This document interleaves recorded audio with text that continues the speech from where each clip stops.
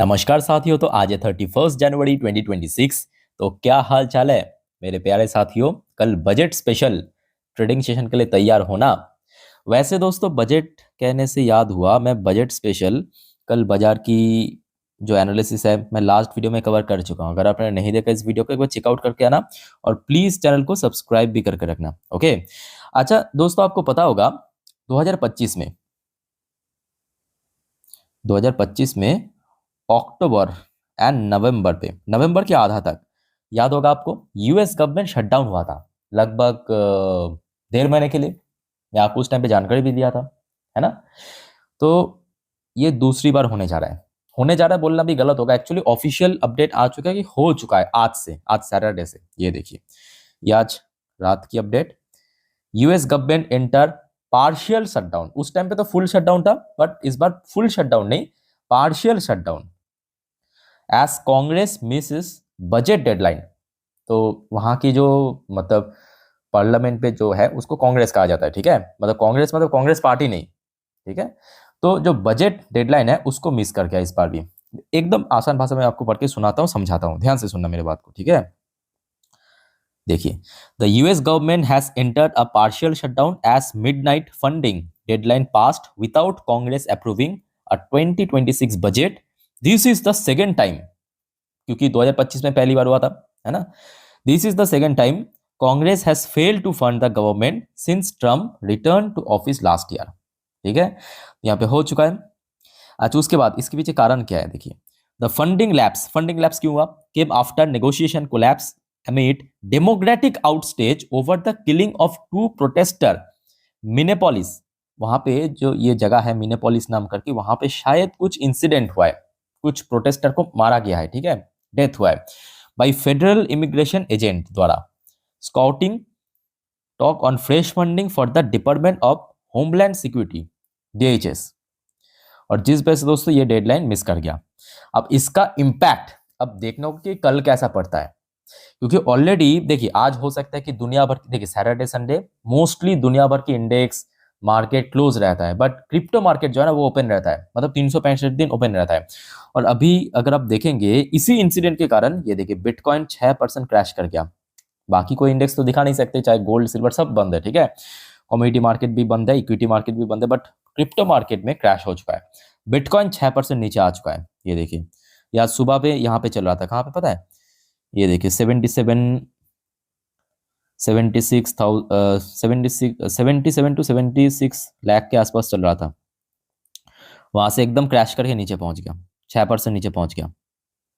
But एक और factor क्या पता है, यूएस में जितना गोलमाल होगा या दुनिया में जितना भी जियोपॉलिटिकल टेंशन होगा ना, ये जो पिछले दिन मतलब शुक्रवार के दिन गोल्ड की प्राइस में गिरावट हुआ, वो फिर से स्टेबल भी रहेगा और बढ़ने भी लगेगा, ये याद रखना।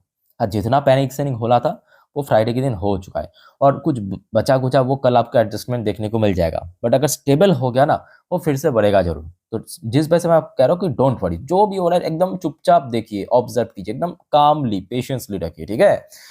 अच्छा, वो तो खैर आपको कल पता चलेगा, बट उसके साथ साथ जो आपको मैं गोलमाल की बात कह रहा था, मिडिल ईस्ट में कुछ खास नहीं चल रहा है। ये आज शाम की अपडेट है, देखिए 7:38 की खबर है। Explosion reported at 2 location in Iran. Iran पे दोस्तों कुछ बड़ा विस्फोट हुआ है, दो जगह पे विस्फोट हुआ है। और तुरंत इजराइल की तरफ से भी कहा गया, मतलब ये इंसिडेंट हमारे नहीं है, इजराइल डिनाइज इन्वॉल्वमेंट, ठीक है। इजराइल के ऑफिशियल की तरफ से तुरंत कह दिया कि नहीं, ऐसा नहीं है।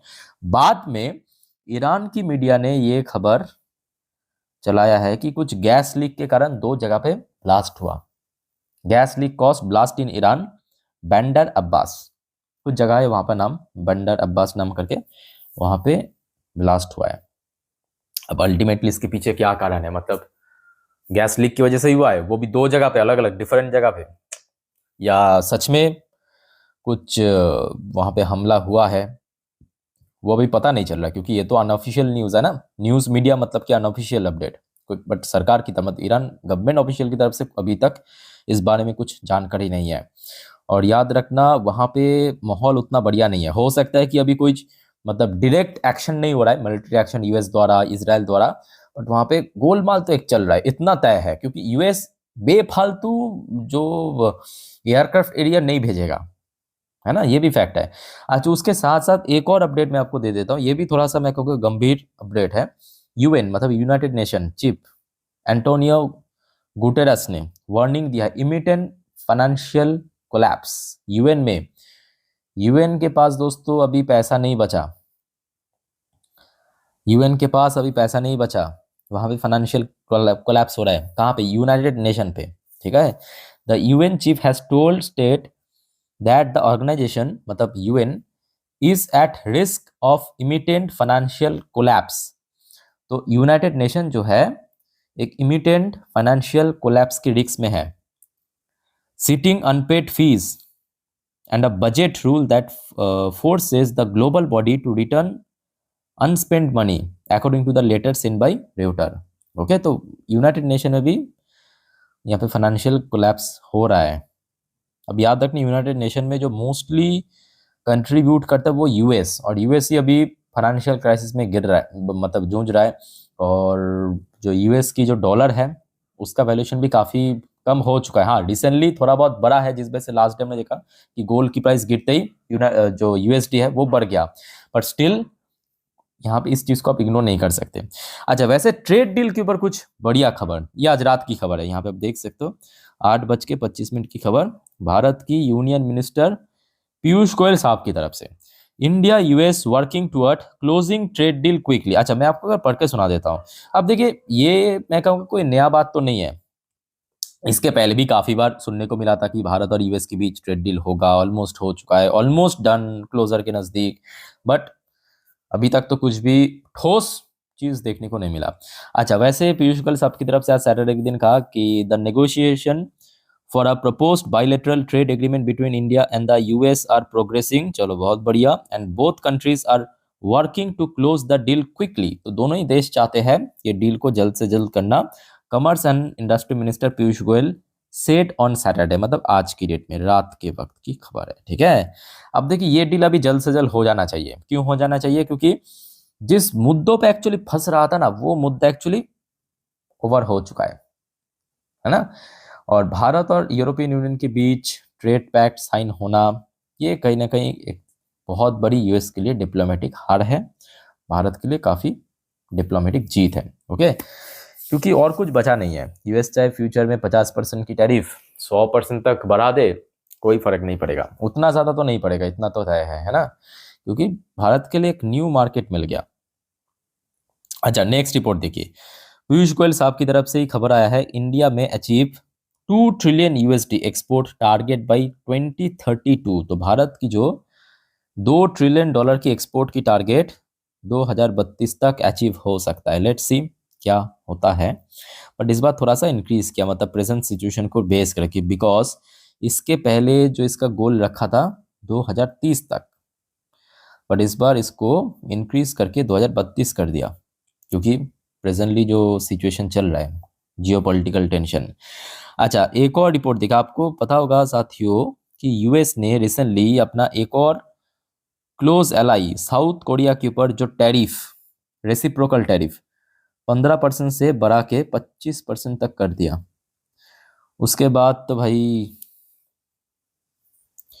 मतलब पता नहीं ट्रम्प ऐसा क्यों कर रहा है, मतलब सीरियसली, मतलब जो क्लोज एलाइज था ना, या आप कह सकते हो जो यूएस की दोस्त था, उस सबको ऑपोजिशन बना रहा है आज की डेट में। साउथ कोरिया से unnecessary misunderstanding resolve via tariff talk with US. अब साउथ कोरिया बेचारा क्या करेगा?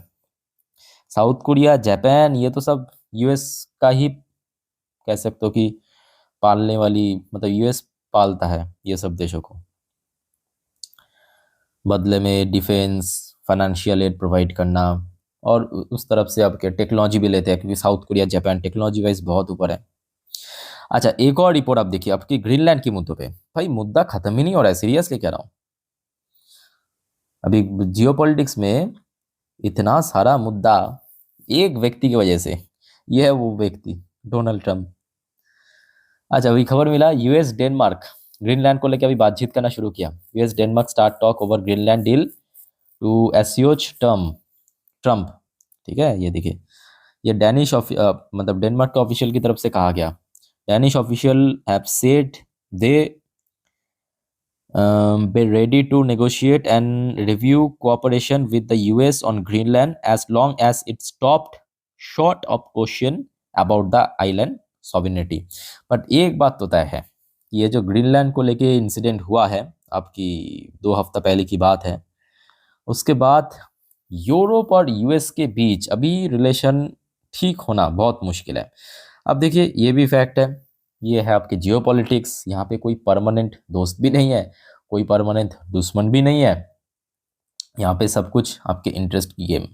अब देखिए जैसे कि अभी यूरोप की इंटरेस्ट भारत में आ चुका है, हो सकता है कि फ्यूचर में कुछ और हो जाए, है ना। तो कुल मिला के मैं कहूँगा देखिए माहौल थोड़ा सा टेंशन में तो है, मतलब ऐसा माहौल है जो थोड़ा सा टेंशन देगा। पर उसके साथ साथ ये भी फैक्ट है कि कल देखिए मोस्टली बाजार की जो सेंटिमेंट वो आपको बजट की जो पॉलिसीज, बजट की जो एलोकेशन है उसके ऊपर ही डिसाइड होगा। अच्छा दोस्तों याद रखना कल बजट 10 बजे से ही शुरू हो जाएगा पेश करना, मतलब भारत की जो वित्त मंत्री है निर्मला सीतारामन जी, उनके द्वारा 10 बजे से ही शुरू हो जाएगा बजट पेश करना, ठीक है। तो टीवी ओपन करके सामने रखना या जो भी आप मतलब जिस पे आप देखते हो, तो उसके साथ साथ कहीं ना कहीं मार्केट काफ़ी मूव कर सकता है। अच्छा एक और फैक्टर जो आपको मैं लास्ट वीडियो में भी कहा था याद रखना, क्योंकि कल संडे है मतलब ऑब्वियसली मोस्टली जो इन्वेस्टमेंट कंपनी, फंड कंपनी वो क्लोज रहेगा, है ना। तो कल हो सकता है कि संडे के दिन उतना ज़्यादा इसमें मतलब मार्केट में इम्पैक्ट ना पड़े, बट असली इम्पैक्ट या असल इम्पैक्ट आपको सोमवार के दिन ही देखने को मिलेगा, मतलब परसों, कल छोड़ परसों। कल भी थोड़ा बहुत वॉलेटाइल रह सकता है, बट उतना वॉलेटाइल रहने का मतलब उतना ज़्यादा इम्पैक्ट नहीं पड़ेगा, पढ़ते पढ़ते आपके सोमवार बीत जाएगा, ठीक है। सो दोस्तों और कोई आपका कंफ्यूजन या डाउट है कमेंट करके बताइए। वीडियो अच्छा लगे तो लाइक करना, चैनल को सब्सक्राइब करके जरूर रखना ऐसे इन्फॉर्मेटिव वीडियो फर्दर पाने के लिए। और दोस्तों याद रखना कल बजट के ऊपर मैं एक डिफरेंट सेशन करूंगा, मिस मत करना वो वीडियो को, पूरा एकदम इजीली मतलब एकदम आसान भाषा में आपको बजट समझा दूंगा, ठीक है। तो इस वीडियो को वाइंड अप करता हूँ। टेक केयर, बाय बाय, जय हिंद।